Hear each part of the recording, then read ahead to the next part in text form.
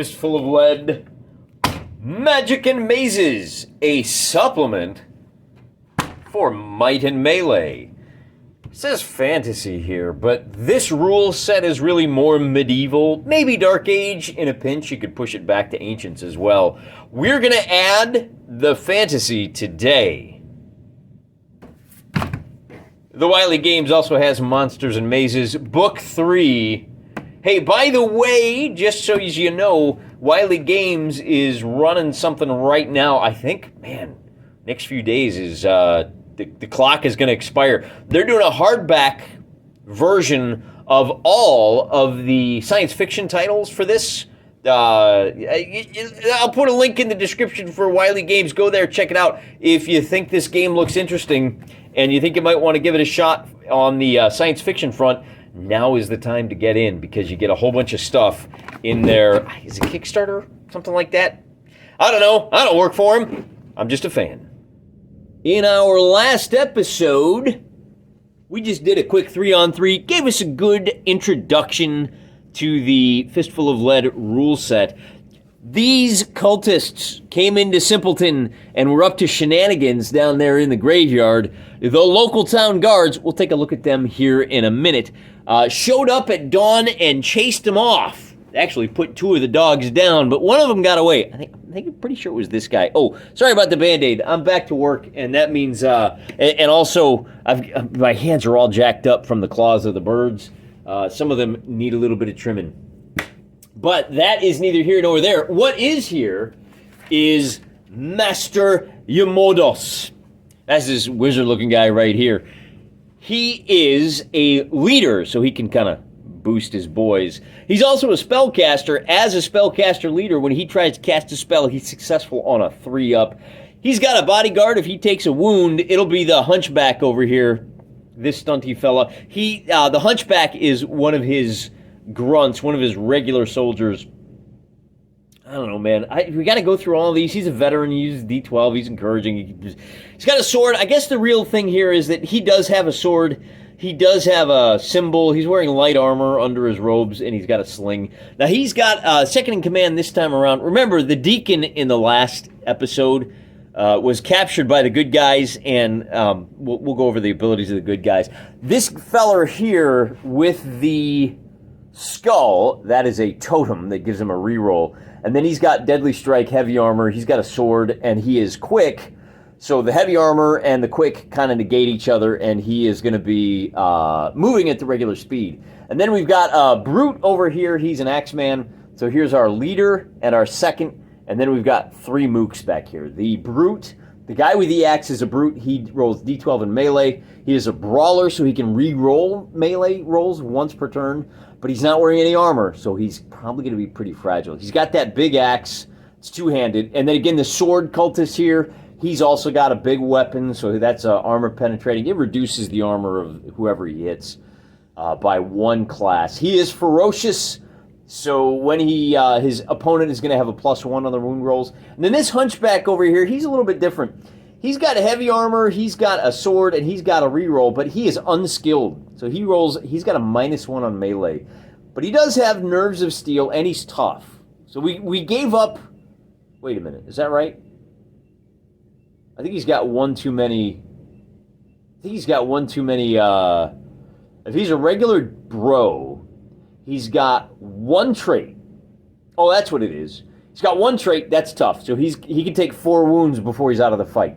But he's also unskilled, which is a negative trait, which allows him to take another positive trait, in this case, Nerves of Steel. And he's really going to be the bodyguard for the boss man, Master Amodos over there. Let's take a look at the guys that are chasing him down, and then we'll talk about the scenario.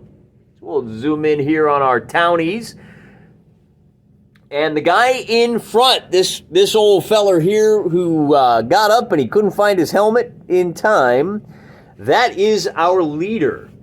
That is going to be Baron Nerab. He is a survivor, which doesn't come into play until the end of the game. If he gets knocked out, there's a chance he's going to be fine. And it saved his skin. The last episode he was knocked out, but his survivor roll, he would have missed it by 1. So, hey, that was a good choice of the traits there, Mr. Wargaming. He's wearing heavy armor. He's got one of those big two-handed swords. He is determined, so he ignores his wound and shock when he's in melee. He's also quick, which negates the slow-downness of his heavy armor. And then he's got a wizard. This feller here, this is our Sergeant Drawwiz. He is also a wizard, and he is slow. That's a negative trait. He's not wearing any armor. So he is only going to move 2 inches when he's creeping around and 4 inches normally. He is a spellcaster. He's going to be successful on a 5-up. He rolls d10s. He's an infiltrator. We'll show you what that means. And the way I figure it is, this guy he's got a bit of a limp. He's slow, but he's clever. He can anticipate the enemy. So at the start of the game, before we deal out the cards, he's going to be able to move 10 inches. Then he is an elementalist, so he gets a +1 when he casts spells on the diamonds. I should point out the necromancer, I think it's, whatever, the death mage, when he activates on a spade, he's going to get a +1 on his spell, so he will only fail when he rolls a 1. What else we got here? He's got a sword, sling, and a staff. Now, the staff is a polearm, although he's only ever going to use it for one-handed, so it's kind of it's kind of useless, but I like to try to keep it WYSIWYG. And then we've got 2 sword bros here in the back. They are wearing heavy armor, so they're going to be slow. Fancy footwork, they win ties in melee, and then they do have shields, which is nice. Gives them a +1 on the armor roll. And negates the negative when they are tag-teamed by the enemy. And we have a bow bro here in the back. He was knocked down in the last fight, but he made his survivor roll. He's wearing light armor. He's got the bow. Range of 9 inches. Gives him a hits on a 4-up.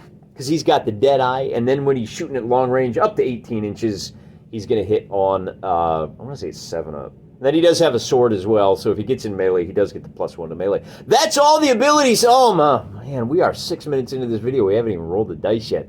We got to fix that.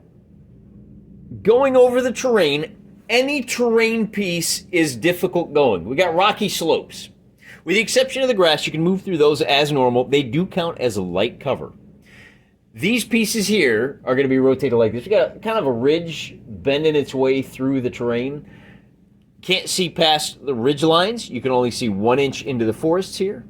Of course, the hills block line of sight.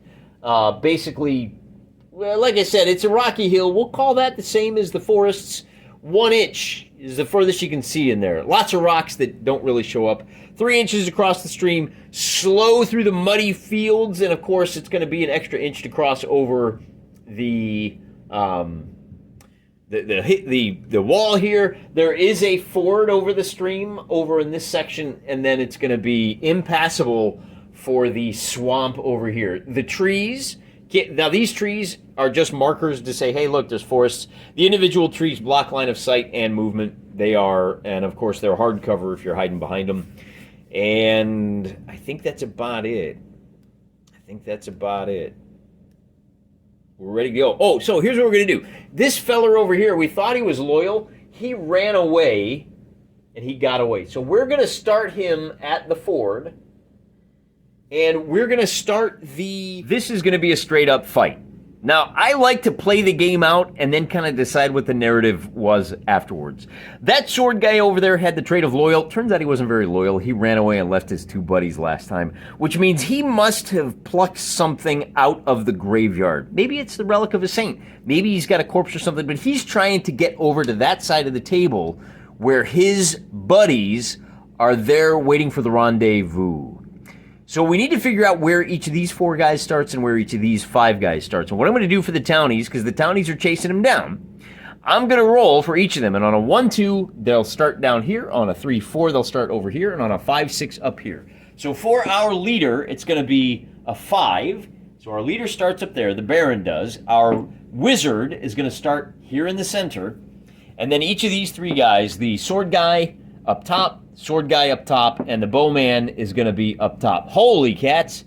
So we did some really good rolling here for our town guards. Our wizard is kind of, I guess he was a little late to the party. Now we got to figure out where these guys are going to come in. And we're going to do much the same. On a 1-2, they'll be up here on the hill. And I guess I could kind gotta slide over here to figure this out.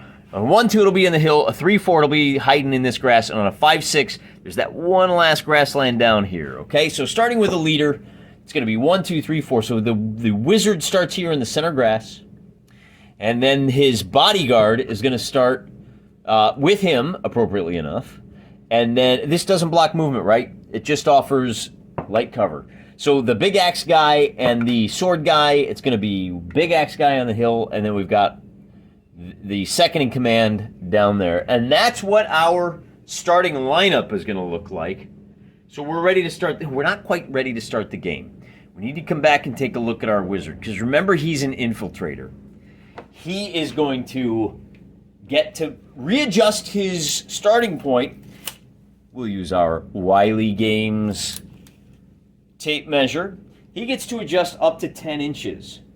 Based on that, he's going to go ahead and start right here in the woods, putting him kind of on his own. He may wind up getting blasted, but hey, what else are you going to do? He's awful gimpy. If he doesn't get across that stream now, then it's going to take him a long time to do so. Maybe we should put him over here. Maybe we'll put him, we're going to put him in these woods down here to force these guys to figure something out. And now we're ready to deal some cards, start the game proper. But before we do, I want to point out, I don't use the individual cards. Most of the guys that play this game, they will make up individual, like Pokemon cards for each of the figures. I use just your standard loose leaf paper, and I just write down what all their traits are. This is how I refer to it. I have expressed some hesitancy to use status markers on the table. And the man, the myth, the legend, Jay Wiley himself said, hey, you can just put these on your cards. You put your cards next to the table and, oh, look, this guy's wounded. And it's a great point. It's a fair point. You don't have to put these on the table. I will say this. I do have to put them on the table. Because when I go to move this guy, if there is a token way over there, like off the table, I'll forget. So I do like to put these on the table. These are the official product placement, Wiley Games status markers. We will be using those today. And we will also be using, so bear that in mind. If you decide to give this a shot, the cards can keep the table clutter down to a minimum. But I got to have a deck of cards, and I got to have unit cards, and I got to have, forget that. Loose leaf paper works great for me. So I've got a deck of cards here. One thing to point out, who is it? One of these fellers. Sergeant Drawiz is a strategist. This wizard down here. I told you he's good at anticipating stuff, right? So normally you would deal out 1, 2, 3, 4, 5 cards for our cultists. The town guard is going to get 1, 2, 3, 4, 5 cards, but then because he's a strategist, they're going to get that 6th card. Since I'm not doing the bluffing game, there are solo rules. If you go to wiley-games.com, you can download a free PDF. I'm not going to do that. I want to show you guys how the game plays. The infiltrator means we get an extra card, and we get to pick which one we're going to toss. And as you can see, the 2, whoever activates on the 2, they get to roll 2 dice, and they pick the best one. Oddly, the free reload for the 6, I'm going to go ahead and ditch the 6. And so these are the 5 cards that I've got for the town guards. The 5 cards that I've got, so that's an ace, a 2, a 9, and 2 10s. And then for the cultists, I've got a Jack 7. Which Jack is that? +1 to shoot rolls. Jack 7, I got a free reload. I got a 2 and a 9. So that's going to be the order in which we activate people for this first turn. The Game Master calls out, hey, does anybody have a king that wants to go? And the townsfolk are so eager to catch that lone swordman that the boss man himself is going to activate on a king. And that means he's going to use both of his movements.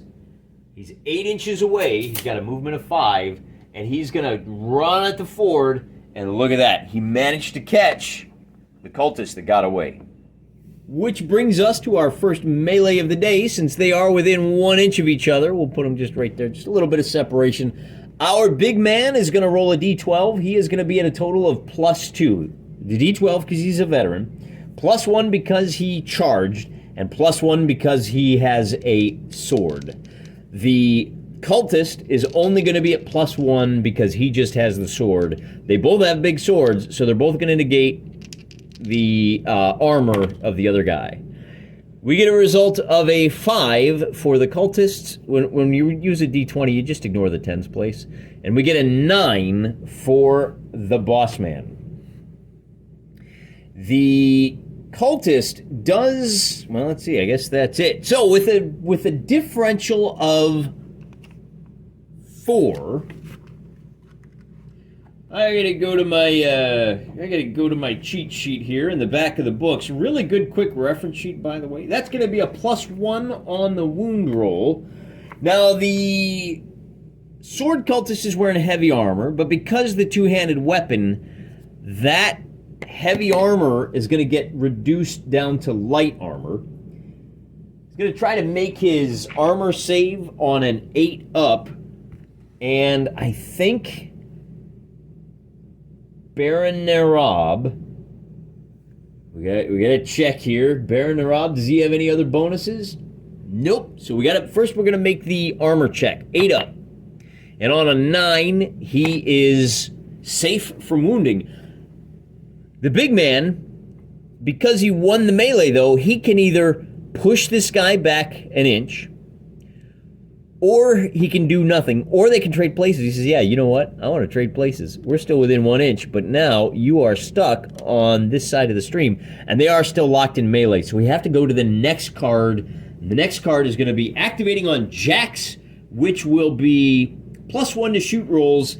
Unfortunately, and that's for the cultists. They don't have any shooters, but the cultists can activate somebody, and they are absolutely going to activate somebody. Let's take a look at who. Now, we could attack with that guy. If we activate that swordsman, he's going to get another combat roll, but this time it's going to be d12 plus a d. Should we activate that guy first? We might as well, because this will be the last chance he's got to fight on even Stevens. So it's going to be, but they're both at +1. And at least this way, the charge is no more. He may be able to swap places. Unfortunately, he loses by 1. He gets a 5, +1 is a 6. And then the Baron gets a 7. So, again, the armor is reduced thanks to the armor penetration. 8 up to save. That's a failed save. Now we got to do the wound roll. And I don't think there's any bonuses or negatives to this wound roll. A 4 on the wound roll is going to be a shaken result. Blink, and now the boss can shove him back the 1 inch, and that's definitely what we're going to do. So he's shaken. He's going to have a -1 on all the stuff he wants to do. The next card is going to be 10. Does anybody have a 10 they want to use? And actually, it'll be the next 2 10s. Now, normally, just to speed things along, normally if you're playing this game, you would... Oh, yeah, everybody declares the 10, so it doesn't matter. We're going to bring up both of our sword boys, and they are going to come up and hammer at this guy. Now, I should point out, he's got to stay locked in combat, because that negates his second action.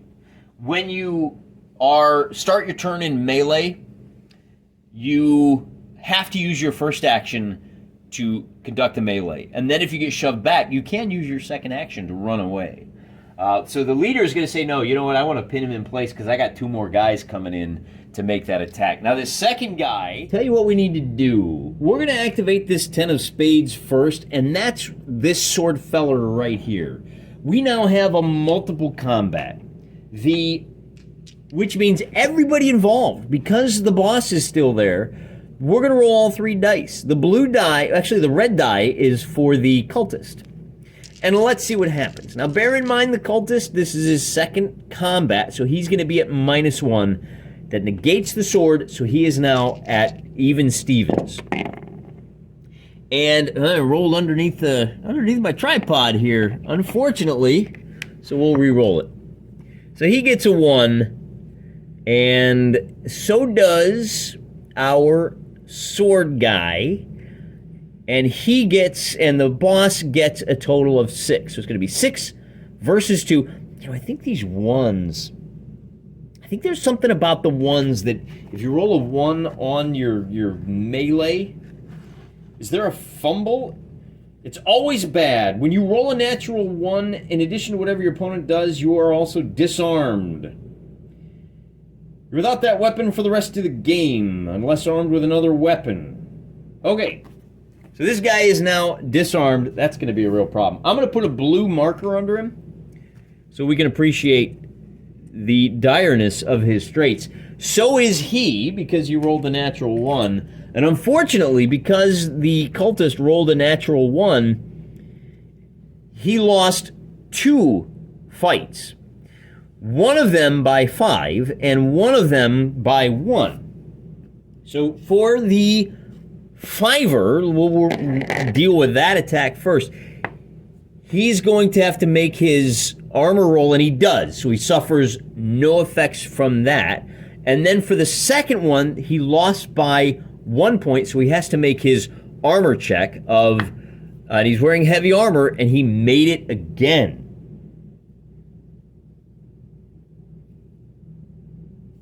Pretty tough feller over there. All right, well, then we bring in our other sword feller, and now we're going to have to roll 3 dice altogether. Both of the blue, because we've got 3 guys in there, and he is going to be at -2 on that red dice. So let's see what he gets. So he gets a 6, and then he gets attacked by a lot of guys. And he's got a 4, and he's got an 8, and he's got a 3 he's got to deal with. So the way the Wiley Games recommends you deal with this is go ahead and he's at the -2, so we're just going to go ahead and turn that to a 6. The guy that you know what? I should have identified. I got to re-roll these. No, I don't. I got to re-roll this one. The 4, he is going to be at a 5, actually. So there's our 5 for the leader. Now I need to identify which one of these guys is unarmed. And I'm going to roll for him first. The unarmed guy gets a 3. And the guy that has a sword is actually at +2. He gets an 8. So that 8 at +2 becomes a 10. The 3 at +1 for the sword. Oh, no, he doesn't have that. He's just unarmed, so he's going to be at 3. And when you're unarmed, there's a thing that happens when you're unarmed. I should have given everybody a knife, but I didn't. If you have a knife, it doesn't take up any slots. Or you win ties versus unarmed opponents. Well, he didn't, so yeah, that's about it. So then what has to happen is, oh boy, this gets really complicated with multiple combats, doesn't it? So we've got a 6 versus a 10. We're going to compare that first. So he beat the guy. So first of all, the cultist lost by 4 here. He's got to make his armor save at, and that's against this guy. So that armor save is going to be, it's heavy armor. It's going to be at a 6 up. And he makes it. Then he's going to have to,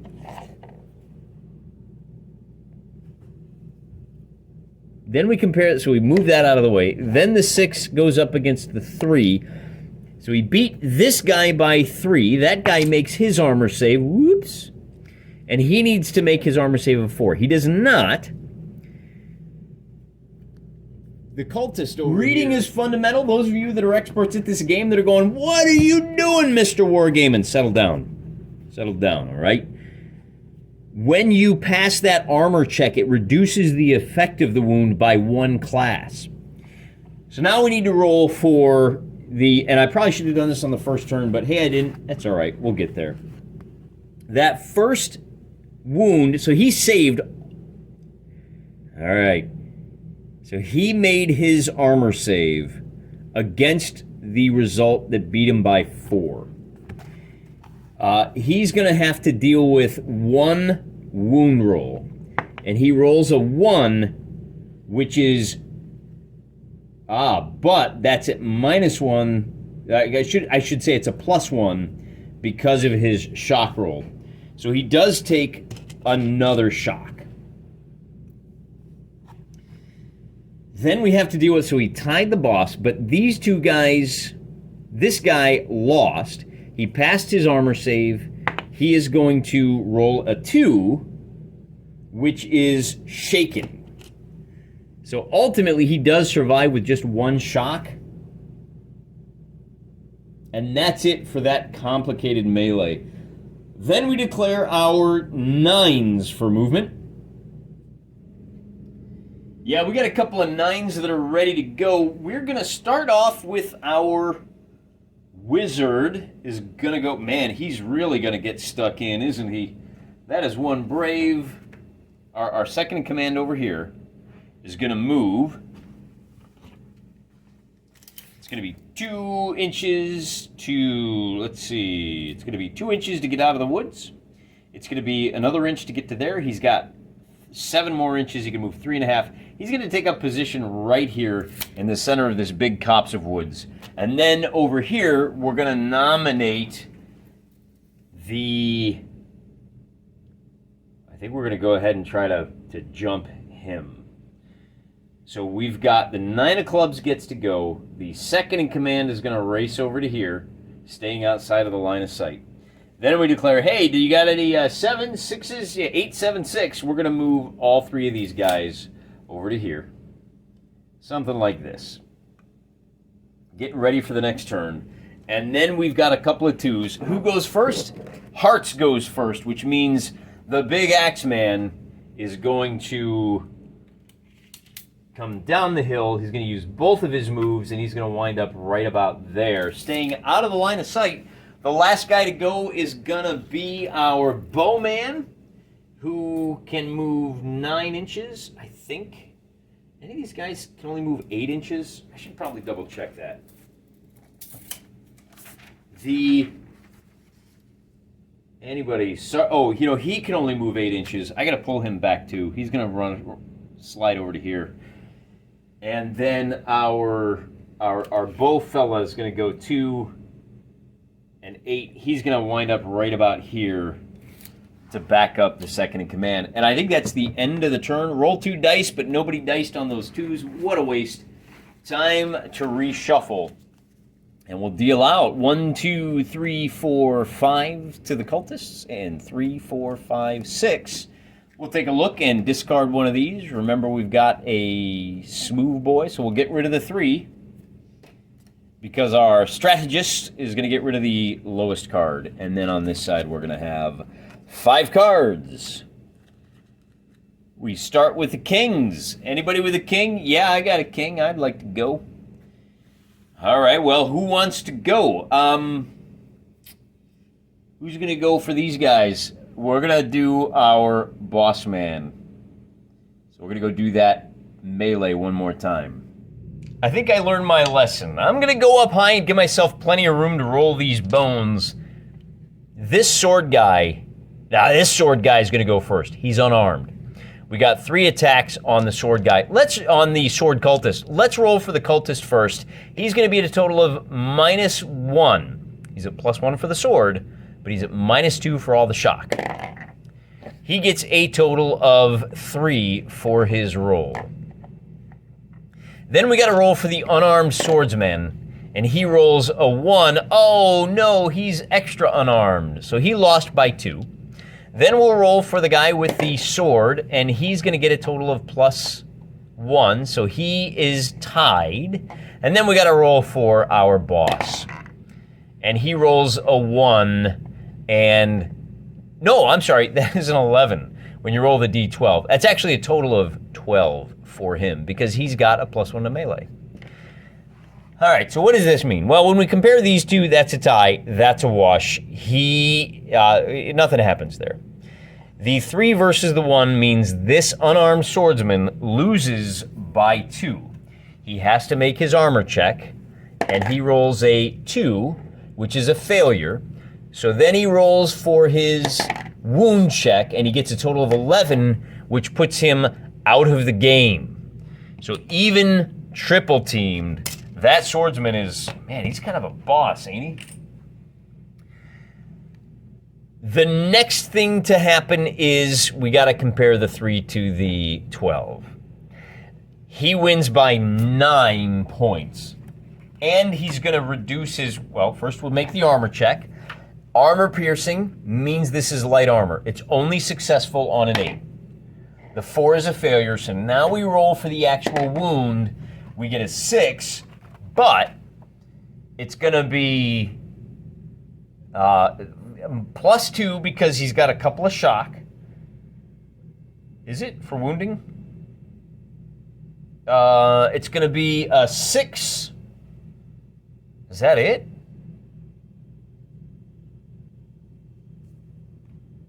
So that's a wounded?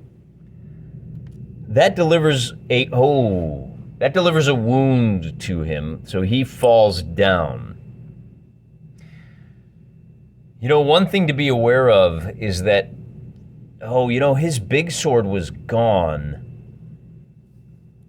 So he didn't do any armor penetration.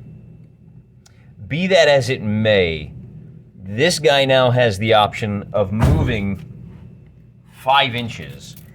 And he's just going to basically trade places and join his boss in the stream like that.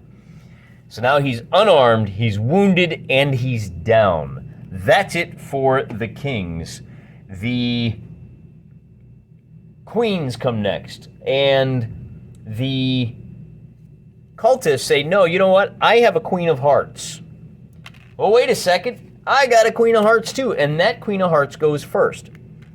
That being the case, we're going to use this queen of hearts first, and that queen of hearts is going to be the leader here, who will attack the guy who's on the ground. He is at a total of -4 now, and we'll roll. The red die is still the cultist. He gets, man, this guy is good. Our leader is gonna get a result of a 6. The cultist is at -4. He gets a result of a 6. So that's gonna be a tie versus the boss. However, the town swordsman has an 8 plus the sword. That's gonna be a 19. He wins by 3, which means we gotta do our armor check, which is a 9, it's successful. And then we gotta do our wound check, which is gonna be a 9,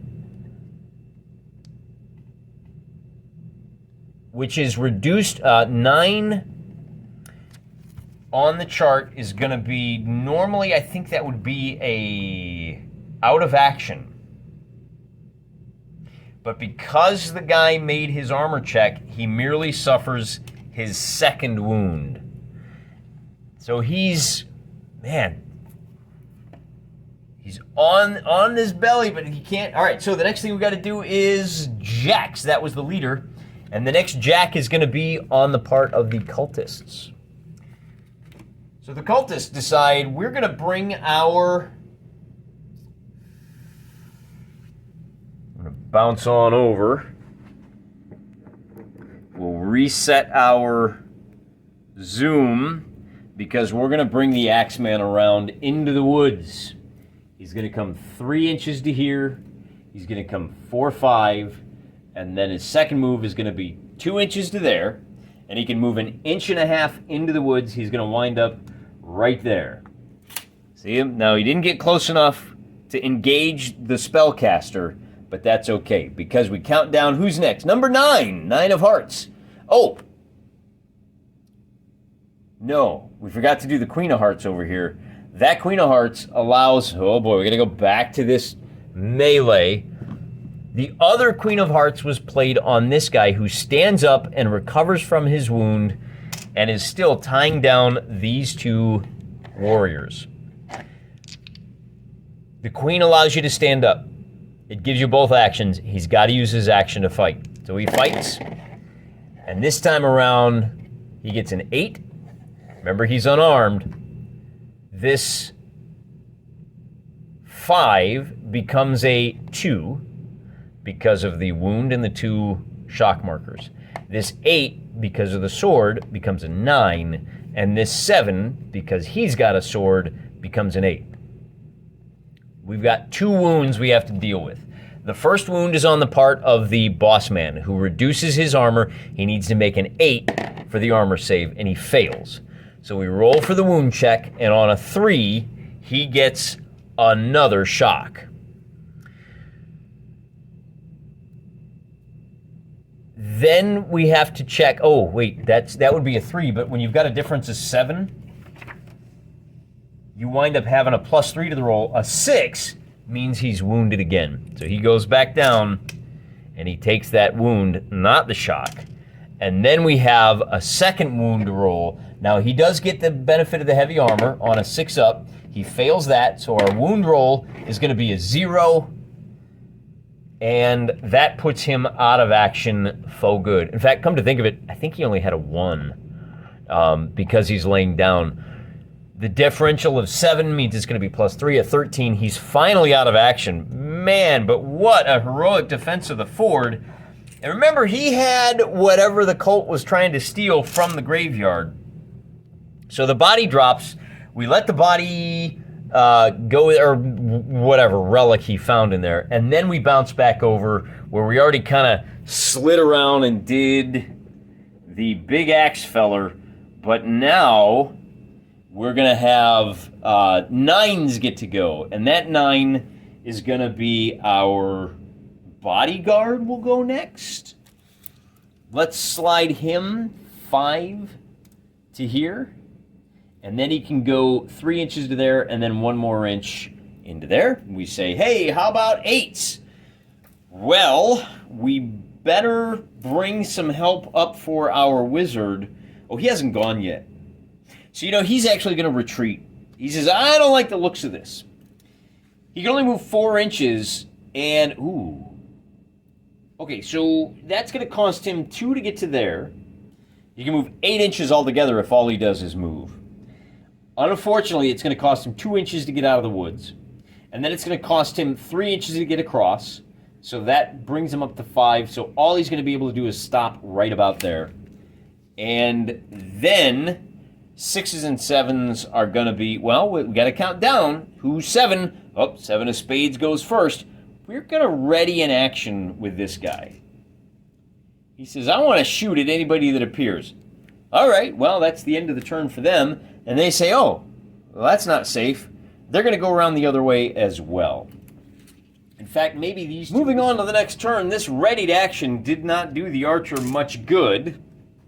Still worth it. Force those guys off in that direction. We're going to cut our deck of cards, and we're going to deal out. Now, this time, they're only going to get 4, because they're down to 4 guys. And 1, 2, 3, 4, 5 over here. We do still have our big man, and he's going to forego the 6. So there is your townies are going to wind up with a 9, king, 8, and a 10. And our cultists are going to wind up with a 6, 7, 8, and jack.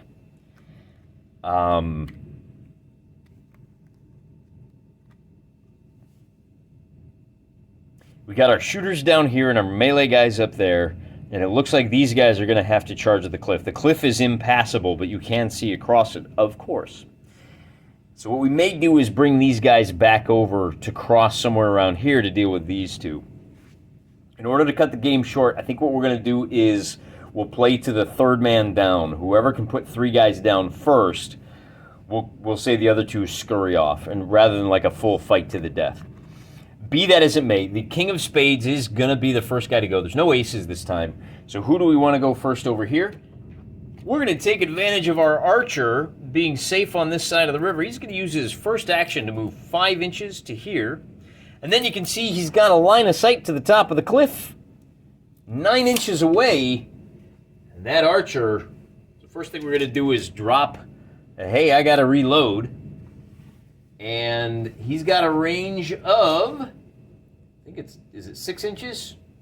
No, 9 inches. So he's going to hit the leader on a 4 up. Remember, he's got Deadeye. We roll a 3 and he misses. That's the end of his turn. Then we call out, any queens, any jacks? Yeah, we got a jack right here. Now it's time for the sorcerer to work his magic. Literally. He is a death mage. He is an expert at this. He's going to cast a spell called Bone Splinter. Flings a small splinter of bone that slices through its target. It's got a range of 12 inches. We know he's within range.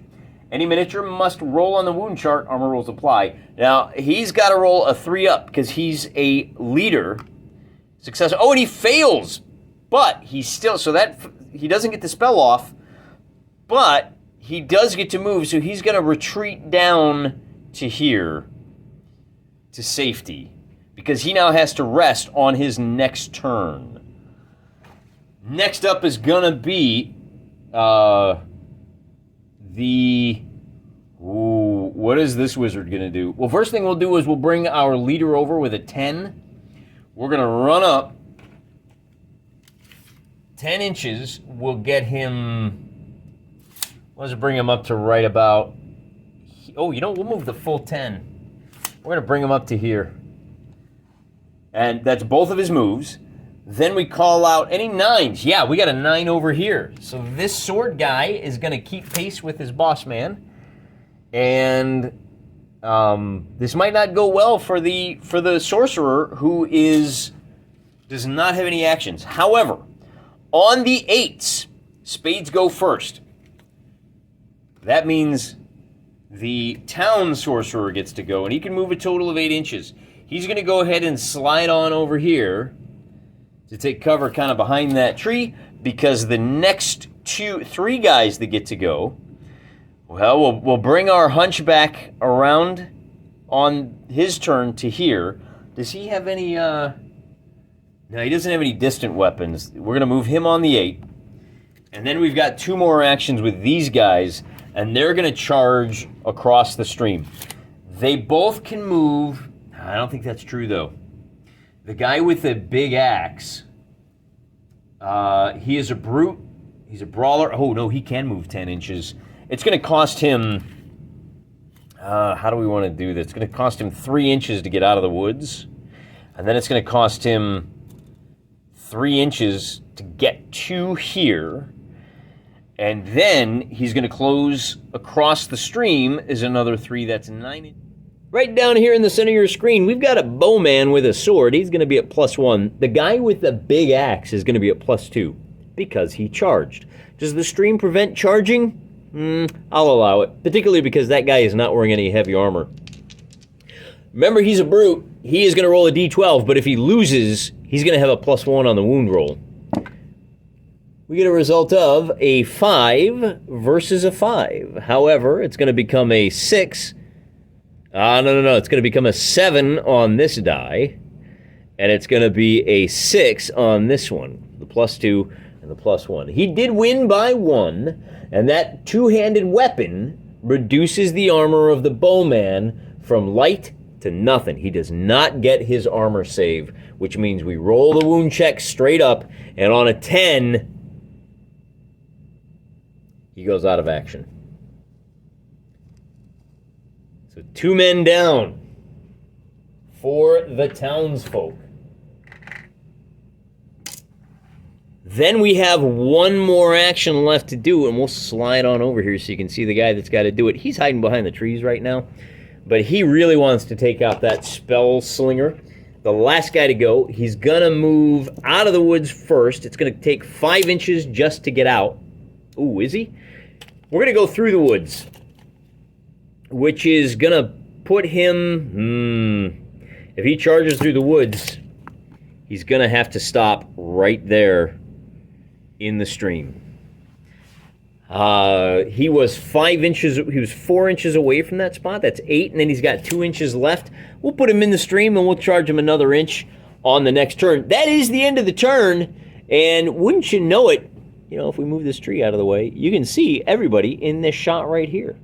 So I'm going to leave the deck right there. It's now 3 on 4. There's our cards for the bad guys. Here's our cards for the good guys, and we'll look at the cards for the good guys first. Remember, we're going to discard one of these. You can see it's a 4, a 3 of spades, a jack, and a 2. Let's get rid of the 2.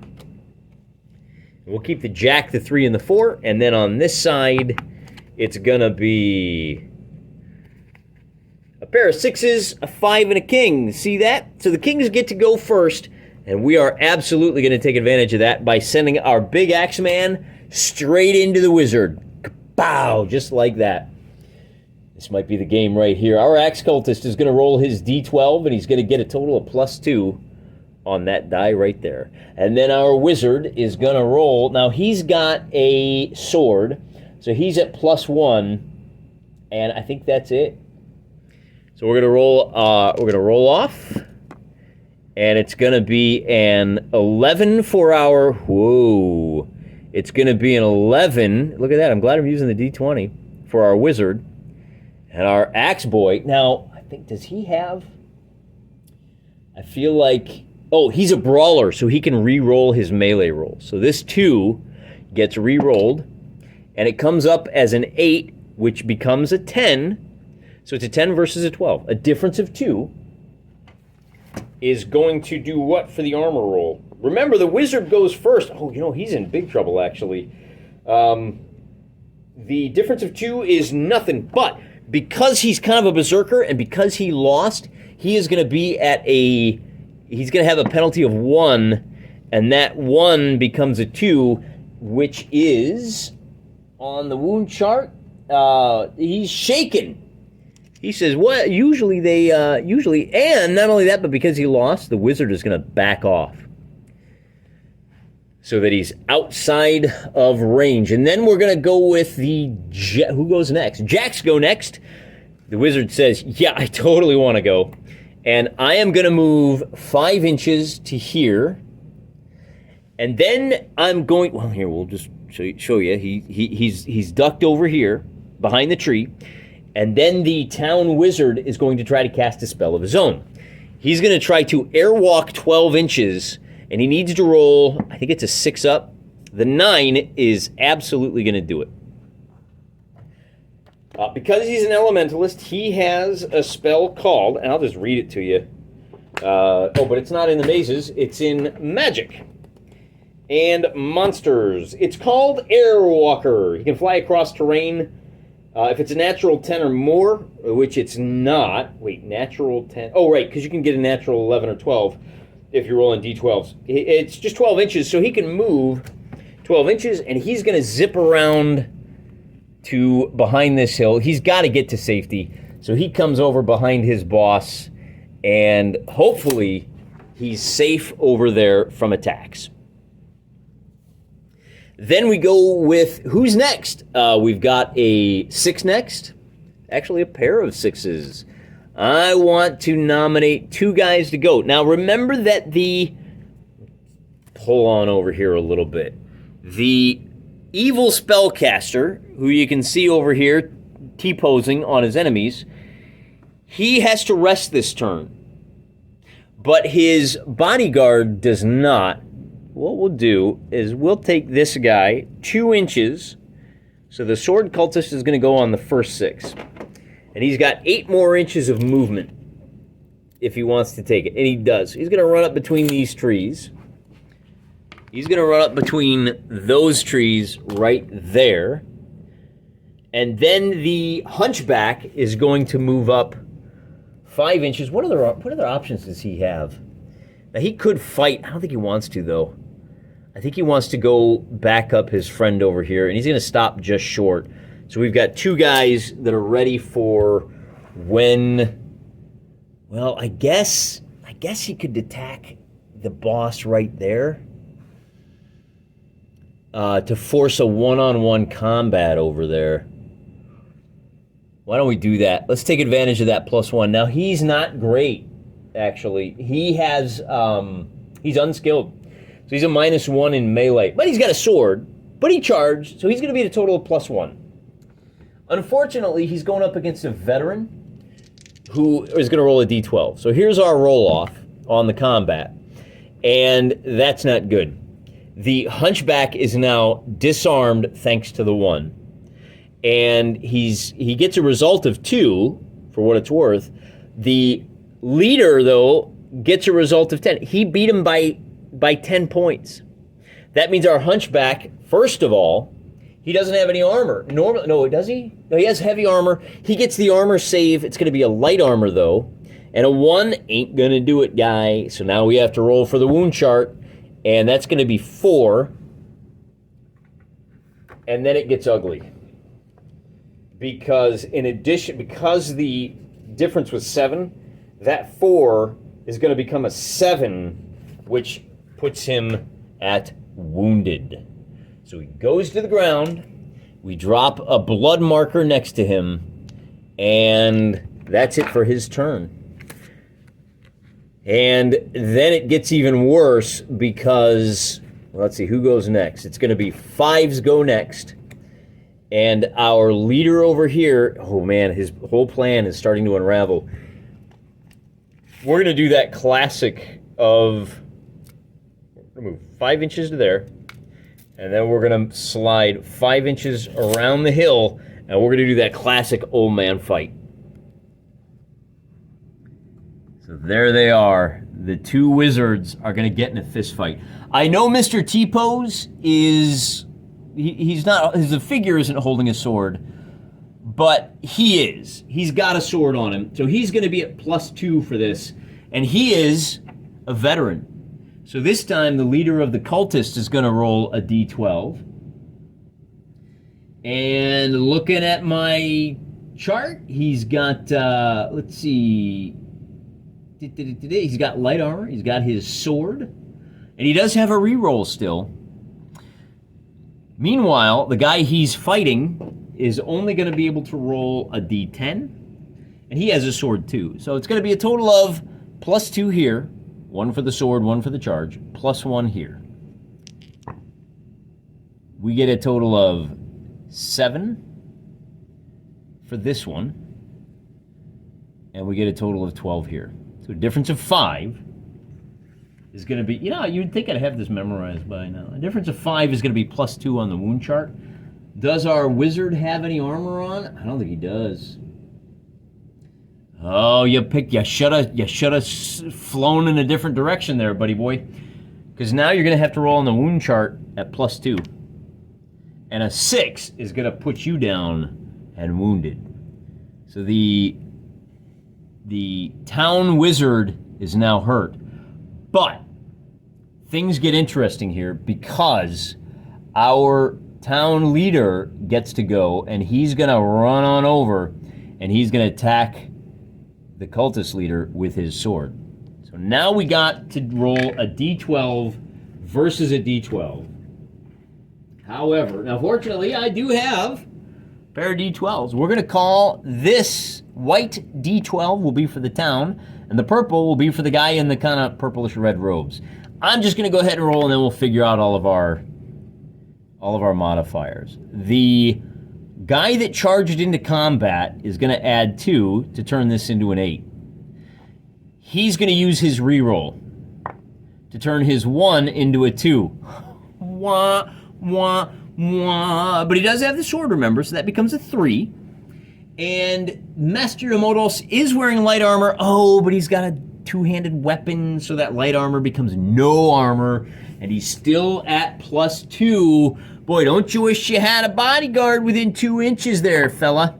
The 9 +2 is going to be an 11. He goes out of action. So we'll take him out. Things are not going well for the cultists, are they?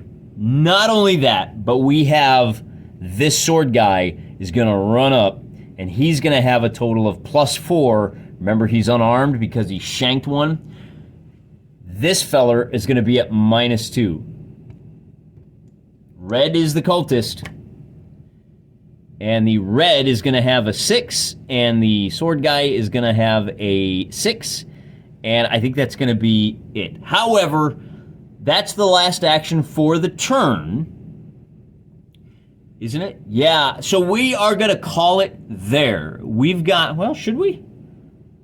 Should we? It's 2 guys standing and 1 guy down for each side. So we got to play another turn. All right. Way to go, guy. The fact that you tied and yeah, that's it. Hilarious. All right, I pulled back. Oops, let's get those cards in the deck too, and we'll shuffle it. So you can see Axeman way over here on the far side of the stream. There's two men standing on the other side. The townies might be able to pull something off here. I'm gonna draw 1, 2, 3 for the cult, and then I'm gonna draw 1, 2, 3, 4 for the townies, and they're gonna go ahead and get rid of the 2.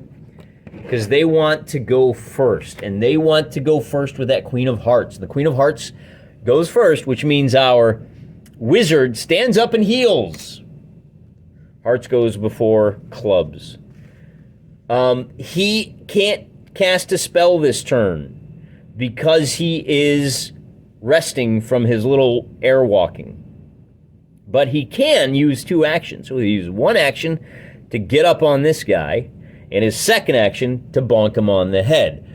Remember, he's got So we're gonna have to roll 1, 2, 3. The wizard is gonna roll the orange, and the cultist the red.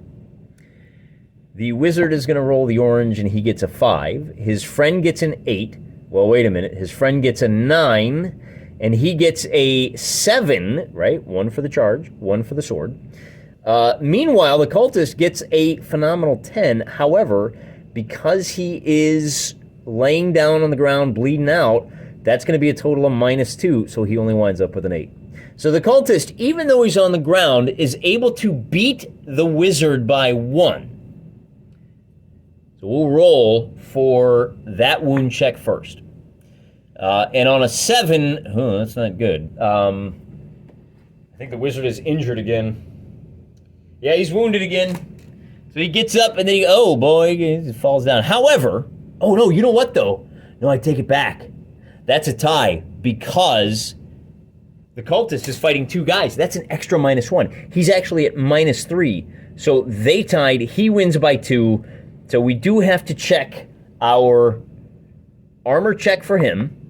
Is a 3, which is a fail. And then we make the wound check, and we get a 5 for the wound check. There's no bonuses to that, so all that happens is,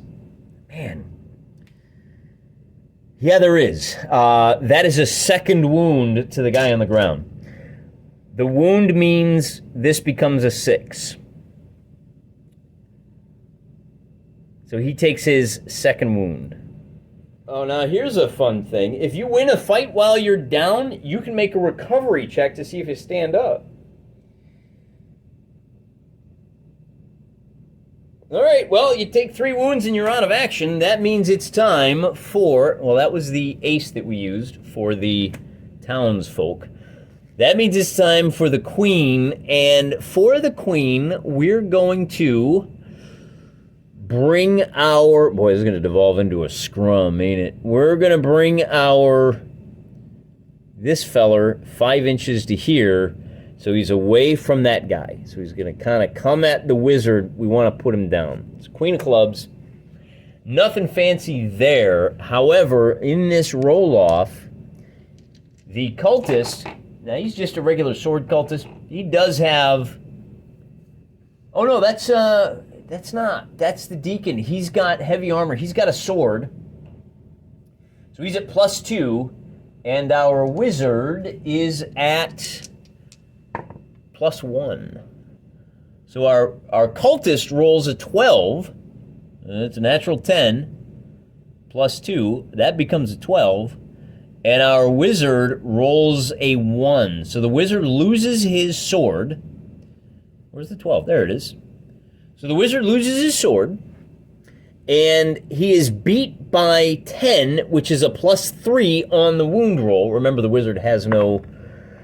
the wizard has no armor. So there's our +3 becomes a 6. So the wizard takes a wound, and he goes to ground. And that's it. Then we say, all right, 10s. Well, I got a 10 of hearts. The hearts goes next. Since we're trying to finish this out, the leader's going to rush over, and he's going to stand on this pile of blood, and he's going to kick the guy when he's down. The cultist is at -3 to his roll. 2 for the wounds, 1 for being on the ground. Our big man is at +2. 1 for the sword, 1 for the charge. So at +2, that becomes an 11 for the leader. And with a -3, that becomes a 4 for the guy on the ground. The guy on the ground, that's our hunchback, is wearing heavy armor. That becomes light armor because of the double-handed sword. The 2 is a fail, so it's a straight roll with a difference of 7. It's a +3 on this. And a 9 on the wound chart is going to be I think it's out of action. Yeah, it's the game. So, oh, you know what? It's actually 9, 10, 11 because the 2 wounds. So the hunchback goes out. And now, you want to go ahead and finish out the turn? I think I got time. No, I'm gonna call it there. I think we've been going long enough. I think you see how much fun this game is. I'm rambling. Hopefully I remember to edit out a bunch of that ramblingness. Now you've seen how spells work, although we really only got off a couple of spells, didn't we? We tried 2, and one of them didn't work, oddly enough. But you see how it happens, and you see how it's balanced by the use of the rest mechanic. As far as this little mini-campaign, Townies versus Necromancer, goes, we'll say that the townsfolk have successfully fought off the cultists, and they've found out where the cult leader's home base is. And we're going to wind up using the same roster for the heroes, but in our next fight, we'll haul out the monsters and mazes, and we'll do a full-on heroic assault against probably some undead monsters with a wizard, a couple of sword guys, and a bow guy. Look forward to that. A few days, maybe next week sometime. If I was a thinking man, I would make it Fistful of Lead Fridays. Friday Fistful. I don't know if I'm going to be able to produce enough videos in time to do that. I don't know if I'm going to be able to think ahead, but that's what we'll try to do. In the meantime, I'm praying for you.